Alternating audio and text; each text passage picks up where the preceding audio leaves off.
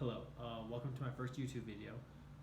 Given the whole coronavirus pandemic going on, and a lot of people don't know how to make stuff from scratch, I'm wanting to try and give you all like something that you can build off of.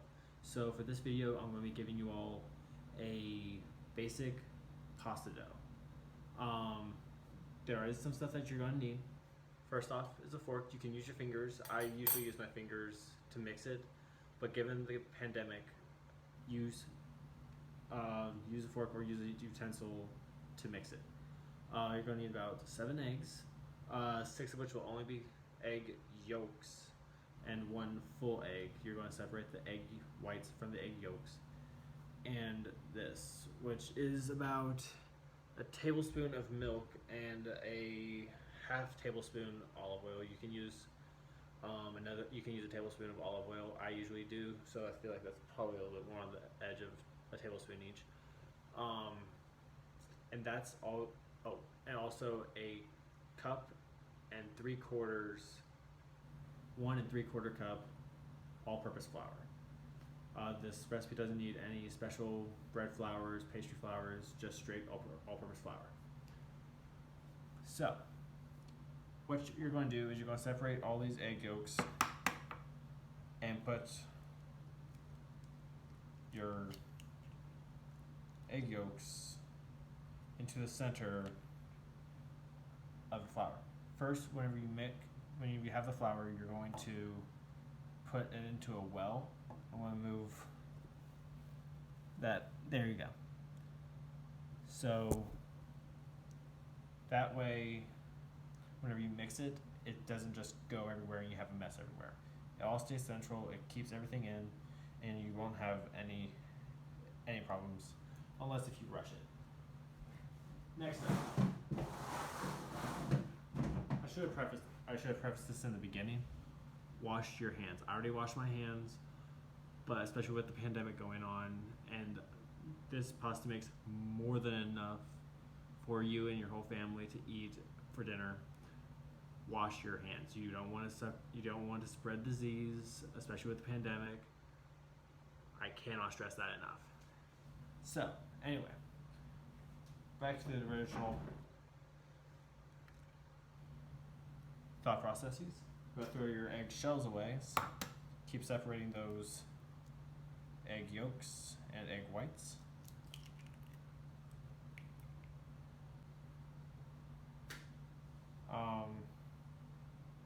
The reason why you separate the egg yolks from the egg whites is because the egg yolks act as a thickening agent, which gives pasta its stereotypical thickness, but also its typical yellow color.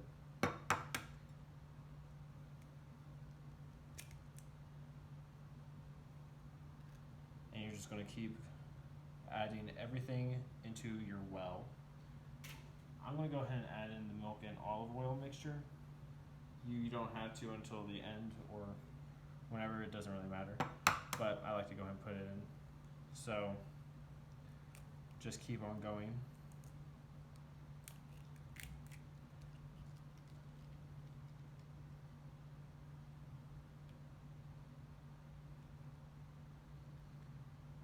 Make sure you get no egg shells, and it's not the end of the world if you get some egg white in your mix, but it's okay if you do. Next up, you're going to break all of your egg yolks and such into the well and just kind of whisk all of that in there. Now, usually I use my fingers because A, it gives you better control over the mixture itself, but also whenever you use your fingers, it gives you a little bit more of a silky smooth texture and gets all those knots out. So that way your overall pasta dough is a lot smoother than it would otherwise be. But I gotta say, this is actually working out pretty well. Now, if you're looking really closely, you can kind of see it starting to ball up in the center where the flour is starting to get more and more incorporated into it, which is really, really good. But it's looking a little bit more lumpy than I usually prefer. Now, I also forgot to mention this at the beginning, but a pastry cutter, or it's not a bench brush, but like a pastry cutter, is extremely helpful because you can just take a little bit of flour from the edge of your well so it doesn't mess up the structural integrity of it, and just sprinkle it over, and it helps thicken up the pastry dough so much faster. And you just keep on mixing that in until all the flour is in your pasta dough. Now you can kind of see it getting more and more yellowish, like a stereotypical pasta color.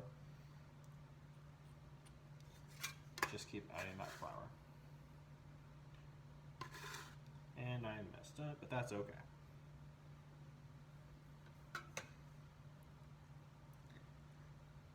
Right now the dough's at a point where it's not the end of the world if you break the edge of the well and let some of it seep out, because you can just kind of push it back in because it's thick enough where it's not just liquid. Still keep using your fork though, because if you just mess with it right now with your hands, it is going to be a gooey, sticky mess. That's just no fun at all to mess with. Now you can add all of that in, sprinkle the flour, keep on molding it, and now you use your hands. There's no way to escape using your hands whenever you're making anything bread. Why? It's because you have to knead it, which helps it helps develop the gluten, but also it helps keep everything together and incorporate all that flour, which is what gives bread its sustenance. But it also helps get out all those lumps, and there's just no way to escape using your hands. So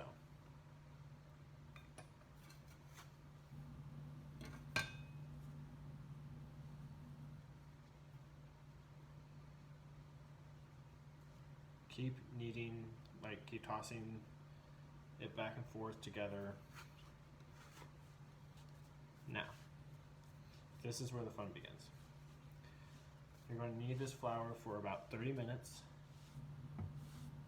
and then even like whenever your arms feel like they're about to give out, keep on kneading it. Use the back of your palm or the front of your palm right here. This is the strongest part of your hand, and you're going to pick it up, push, and push down. Pull back, keep going. And keep rolling in that flour, because you don't want to stick it to your bench, and then otherwise you just have another mess you need to clean up. And no one wants that. Like I said before, it'll be kind of flaky, but it's not the end of the world. It will pick up all of that. And just keep on going.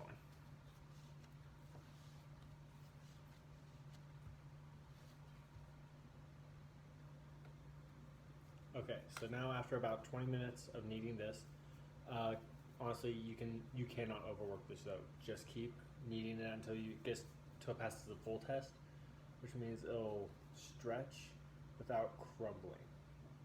So see how it's tearing a little bit, so I should probably still knead it a little bit more. But for the sake of this video, we're just gonna call it quits right there. But honestly, just knead it. Like, you should be able to stretch it. It's a little bit like the consistency of Play-Doh right now. I put my dough in just a Ziploc bag, but usually it's best to saran wrap it and just cover that. And we're gonna put this in the fridge for about 30 minutes. Okay, so now that the dough has been refrigerated, and I kneaded it just a little bit more, you don't need to knead it at nearly as much, and it's rested, now you actually get to form the pasta dough into your noodles. So you're going to break off a chunk that's about half the size of your palm, give or take. and then you form it into a ball. And this is where you start deciding what you want to make. My go-to, given that I have an actual press, this is the Mercado pasta maker that I use. Most pasta machines are a little bit on the pricey side, but they're a really good investment. They last forever. They're really good, and honestly, this stuff beats store-bought any day of the week. It is delicious. So, what you're going to do, there's different cutters on that. You're going to flatten it out to maybe about 1/4 of an inch to 1/3 of an inch thick, and then you run it through the machine to your desired thickness. Then you run it through the cutter to the desired shape. There's fettuccine, spaghetti, angel hair, ravioli shells, whatever you want, they have it. However, if you do not have a pasta maker, all is not lost. So what you're going to do is you're going to roll this out until it is about a millimeter or so thick. It's kind of hard to tell via video, but you're going to roll it out with a rolling pin until it's about a millimeter. After which you can form it into whatever you want. I would recommend fettuccine noodles because you can control exactly how thick they are and they're not as skinny as spaghetti. However, once you are, it makes it really easy with the pasta maker, but once you're comfortable with it, you're going to have a drying rack and you hang up the pasta and you let it dry. I usually let my pasta sit out overnight. It usually dries out really well overnight. Doesn't do anything bad to the pasta. And that's it. Afterwards, once it's dry, put it in boiling water. Serve with any sauce, white or red. Serve with chicken or anything that you could do with pasta, because now you have your own pasta. Enjoy. Let me know down in the comments if you tried it, how it worked out. And that's it. Thank you. Hope you all enjoyed the video. Stay healthy.